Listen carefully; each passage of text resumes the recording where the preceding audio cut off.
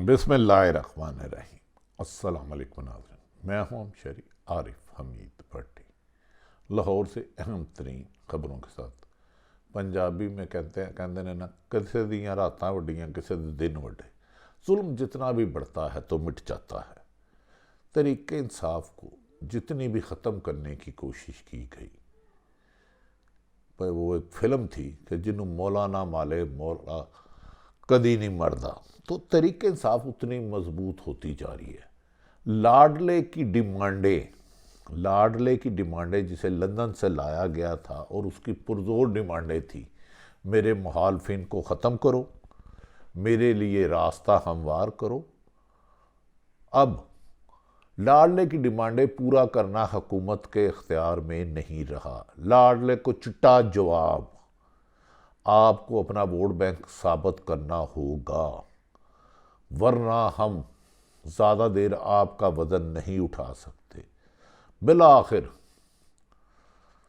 कुछ लोग अपनी गलती का एहसास करने लगे और उन्होंने समझा कि पाकिस्तान को अवाम की मुकम्मल मुखालफत के बगैर अगर किसी को मसलत करेंगे तो मुश्किलात में इजाफा होगा। लिहाजा इमरान खान ने पसे पर्दा रहने वाली हालात के मुताबिक अपनी सगी बहन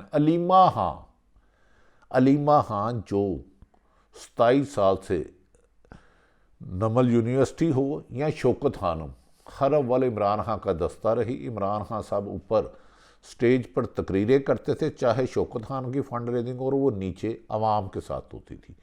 अहम जिम्मेदारी सौंप दी जिस पर नून लीग की चाल नाकाम होना शुरू हो गई। पहले नून लीग को फीडबैक, एक सेट बैग मिल गया। इमरान खान की अहमियत का अहम हल्के एहसास करने लगे। दूसरी तरफ बड़ा अरसा बाद जमाते इस्लामी ने एक एक्टिव पॉलिटिक्स का रोल अदा किया। गुज़श्ता रोज़ फ़लस्तीन में होने वाले मज़ालिम, जुल्म, नाइंसाफ़ी, मासूम बच्चों पर हमला पर जमात इस्लामी ने आज एहतजाज रखा था, तो कल जमात इस्लामी के काफ़िले पर हमला किया गया, उनकी लीडरशिप को गिरफ्तार किया गया। कैसी बदनसीबी है कि दुनिया भर का हर मुल्क जो इसराइल का साथ भी है, अमेरिका, वहाँ भी एहतजाज हो रहा है, लेकिन निगरान हुकूमत ने वफाकी दारुल हुकूमत को पाकिस्तानियों के लिए पिंजरा बनाने की कोशिश की, ममनू इलाका बनाने की कोशिश की, इलाका गैर बनाने की कोशिश की। पर पाकिस्तान की अवाम और जमात इस्लामी के गयूर रहनुमा और कारकुनों ने आज हक अदा कर दिया। हर तरफ इसराइल की जारियत और बर्बरियत के खिलाफ सराजुल हक की सरबराही में जमात इस्लामी और अवाम का बड़ा इज्तिमा, हुकूमत के 144 की 1,44 हिस्से हो गए। इस मौके पर जमात इस्लामी के अमीर मोहतरम सिराजुल हक ने कहा, हुकूमत रुकावटें और रखना अंदाजी के बावजूद इस वक्त पाकिस्तान इस्लामाबाद वफाकी दारुल हुकूमत में तारीखी गजा मार्च हो रहा है। रोक सको तो रोको। ये मुसलमान पाकिस्तान बना है ला इलाहा इल्लल्लाह मुहम्मद रसूलुल्लाह। ये कैसे हो सकता है कि दुनिया के किसी खित्ते में भी मुसलमानों पर जुल्म हो और पाकिस्तान के मुसलमान जो बना ही कलमे के नाम पर है, उसे अपने मुसलमान भाइयों के लिए इज़हार यकजहती के लिए पुरअमन एहतजाज ना किया जाए। बहरहाल आज इस्लामाबाद में जमात इस्लामी ने और पाकिस्तान की अवाम ने साबित कर दिया कि लाठी चार्ज, शेलिंग, गिरफ्तारियाँ लोगों से मुल्क का मोहब्बत और दीन से जज्बा और पाकिस्तान से बनने का मकसद पसे पर्दा नहीं डाल सकते। अहले इस्लामाबाद ने अहले गजा की यकजहती के हक में अदा कर दिया। इस मौके पर कहा जा रहा है काफिले दर काफिले मिलते जा रहे हैं और फ़लस्तीन और गजा में इसराइल की होने वाली बमबारी, जिससे मासूम बच्चे, औरतें, हस्पताल भी महफूज नहीं रहे, जहां शहोदा की तादाद है, उन्हें रोज़मर्रा की अशिया, खाने पीने की अशिया में रुकावट डाली जा रही है। इसराइल ने वो जालमाना कार्रवाई की, यूएनओ से लेकर दुनिया भर के तमाम ममालिक इसराइल की इस वहशियाना बमबारी के खिलाफ एहतजाज कर रहे हैं। और बदकिस्मती देखें, इस्लामी जमहूरिया पाकिस्तान, जिसे कायदे आज़म ने बनाया था, जहाँ मुसलमान और अक़लियत को एक जैसा होना था, वहाँ 40 साल से मुसल्लत रहने वाली कुछ सियासी जमातों ने 40-50 सालों से अपने अपने मफाद के लिए मुल्क को इस्तेमाल किया। हर ताकतवर ने अपनी मर्जी का सच मुसल्लत करने की कोशिश की।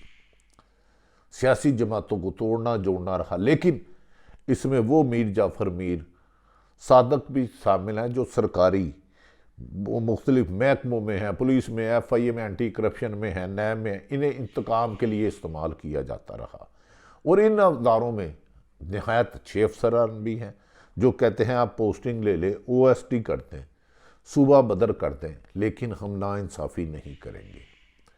लेकिन पिछले 18 माह में कुछ अफसरान जिनके बारे में मैंने खुद सर्वे किया, किस ज़िले में, पाकिस्तान के 4 सूबों में, किस ज़िले की पुलिस ने, किस ज़िले की इंतज़ामिया ने, FIA ने, और किन किन अफसरान ने अंत खुदादा वैर के ज़ालुमत की इंतहा कर दी, उसकी एक फ़हरिस्त बनाई गई, जिस पर मज़ीद उसे काउंटर चेक कर रहा हूँ कि ये अफसरान ने अपना जब महकमा ज्वाइन किया था कोई भी, उसके मुंह पर दाग बन चुके हैं। एक नौकरी को रखने के लिए गैर कानूनी गैर आइनी हकामात मान रहे हैं और अपने आकाओं को, जो कुछ वक़्त के लिए इस वक्त इक़्तिदार में है, निगरान में है, उन्हें खुश करने के लिए बुनियादी इंसानी हकूक़ों, फंडामेंटल राइट को पाँव से कुचल रहे हैं। ये अफसरों को जिस भी दौर में, आज के दौर में अगले सजाएँ मिलना शुरू हो गई। ये कुछ गंदे आंडे हैं, बहुत अच्छे अफसरान भी हैं जो पोस्टिंग की परवाह नहीं करते, लेकिन इन्होंने जिस तरह लोगों को जुल्म किया, और तो और कुछ लोगों ने तो आज़ादी सहाफ़त को गाली बना दिया। सच बोलना गाली बन गया, जुर्म बन गया, और झूठ बोलने पर गन पॉइंट पे मुसल्लत किया जाता है, अब झूठ बोलो। लेकिन जुल्म आखिर जुल्म है, बढ़ता है तो मिट जाता है। कुरान पाक में नाज़रीन इसीलिए कत्ल करने से मना किया गया, कत्ल होने से नहीं। नाहक लोगों की जान लेना मामूल हो गया है। एक मुकदमा गिरफ्तार करो ज़माना, तो दूसरे में गिरफ्तार कर लो, तीसरे में गिरफ्तार कर लो। ये कुछ अफसरान जुल्म में के रजिस्टर में अपने बड़े बड़े नाम लिख रहे हैं। इनमें ऐसे ऐसे अफसरान हैं जो बज़ाहिर अपने आप को ईमानदार होने का दावा करते हैं, लेकिन नौकरी और पुरकशिश ओहदे के लिए अपने ही अदारे पर दाग बन चुके हैं। मैं जानता हूँ इक़्तिदार सदा किसी का एक नहीं रहता। पिछले 76 साल में दर्जनों वज़ीर आज़म या डिक्टेटर आए और गए। तारीख़ में मसूद खदर वाला DC रहा जिस लोगों को गले लगा लेता था, दरवाजे पे दरबान बिठा के तजलील नहीं करता था। अब झूठे मुकदमा दर्ज करना, गिरफ्तार करके लापता करना मामूल हो चुका है। कोई पुलिस को पूछते नहीं, अफसरान आंखें बंद है। जो अच्छे अफसर हैं वो अपनी इज्जत बचा रहे हैं। नाज़रीन, नाम आ जाते हैं अब सियासत में। सराजुल हक ने तो आज इस्लामाबाद का वफाकी दारुल हुकूमत को जो नो गो एरिया बनाया गया था, उस पाकिस्तानियों ने हक अदा कर दिया कि वो फ़लस्तीन और गज़ा में होने वाले मज़ालम में अमेरिका के इसराइल के ख़िलाफ़ सरापाए एहतजाज है और पुरअमन है। दूसरी तरफ इमरान खान बहुत अहम हो गए। अलीमा खान ने नींदरें हराम कर दी। चंद रोज़ कबल इमरान खान की एक मुलाकात हुई अपने अडयाला जेल में अपनी बहन अलीमा खान से, जिस पर उन्होंने कुछ हालात से उन्हें पहली दफ़ा आगाह किया कि तरीके इंसाफ में आस्तीन के सांप कौन है, और कुछ लोगों को मजबूरन तरीके इंसाफ छोड़ना पड़ा है कि उनके खिलाफ उन्हें अगवा कर लिया जाता है, उनसे गैर इंसानी सलूक किया जाता है, उन पर जुल्म किया जाता है, ज़्यादती की जाती है, जिसकी वजह से वो मजबूर हो जाते हैं और हमें उनसे हमदर्दी रखनी चाहिए। इमरान खान ने आरफ अलवी के किरदार पर सख्त अदम एतमाद का इजहार किया कि वो डबल गेम खेले रहे थे और 2 जगह पकड़े गए।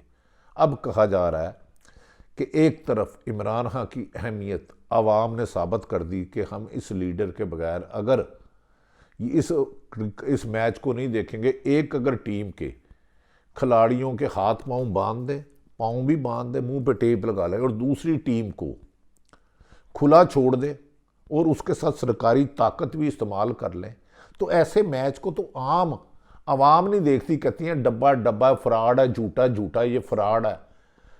तो आवाम कैसे मानेगी? लिहाजा इलेक्शन भी ऐसे को आवाम नहीं मानेगी। अगर किसी एक बड़ी सियासी जमात को दीवार से लगाया गया, उस इलेक्शन लड़ने का हिस्सा ना दिया गया, और इसका एहसास अब पीपल्स पार्टी ने भी खुल के शुरू कर दिया है। कहा जा रहा है पीपल्स पार्टी और तरीके इंसाफ के दरमियान भी बैकडोर एक राब्ता हुआ है, जिसमें कहा गया है लाडले को जो लंदन से लाया गया है, उसने डिमांड और बढ़ा दी है कि हमने सर्वे किया है, हम इलेक्शन नहीं जीत सकते, लिहाजा पीपल्स पार्टी को भी साइड लाइन किया जाए, मुझे सिंध भी दिया जाए। अनोखा लाडला खेलने को मांगे चांद, जैसे इनकी डिमांडें ये है जो लंदन से आए हैं कि गंजा कंगी मंगे, गंजा कंगी मंगे, लंगड़ा दौड़ लाए। अब सुना है कि उन्हें मैसेज मिला है कि आप तमाम सियासी जमातों को हम साइड पे नहीं कर सकते, आवाम आपको कबूल नहीं कर रही, 3 सर्वे करवाए गए हैं, आपकी आमद भी पाकिस्तान में नहीं हुआ, सरकारी अफसरान आपकी वजह से बदनाम हो रहे हैं, सरकारी अदारे बदनाम हो रहे हैं, सरकारी महकमे बदनाम हो रहे हैं, यहाँ तक कि हाई कोर्ट पर अदालतों पर लोग सवाल उठाने लग पड़े हैं कि एक मुजरम सजा याफ्ता को तो बुरी जमानत मिल जाती है, और एक मुलजम जिसका केस ही कमज़ोर है उसको ना ट्रायल कोर्ट जुल्करनैन जाई सब देते हैं, ना इस्लामाबाद हाई कोर्ट देती है। तो इस बदनामी के साथ, इस एक तरफा ट्रैफिक के साथ नहीं चला जाएगा।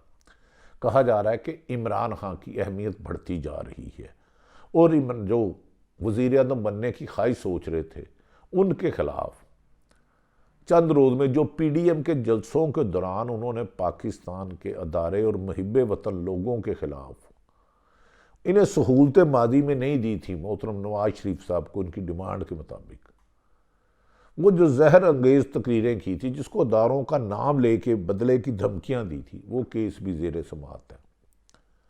और अब लगता है लाडले की उल्टी गिनती शुरू हो सकती है, ताहम अभी तक हतमी फैसला होना है, लेकिन लाडले की बढ़ती हुई डिमांड, उनकी मुश्किलात में इजाफा और आवाम में तरीके इंसाफ की जड़ें इतनी मजबूत हो चुकी हैं कि इस तनावर दरख्त को नहीं हिलाया जा रहा।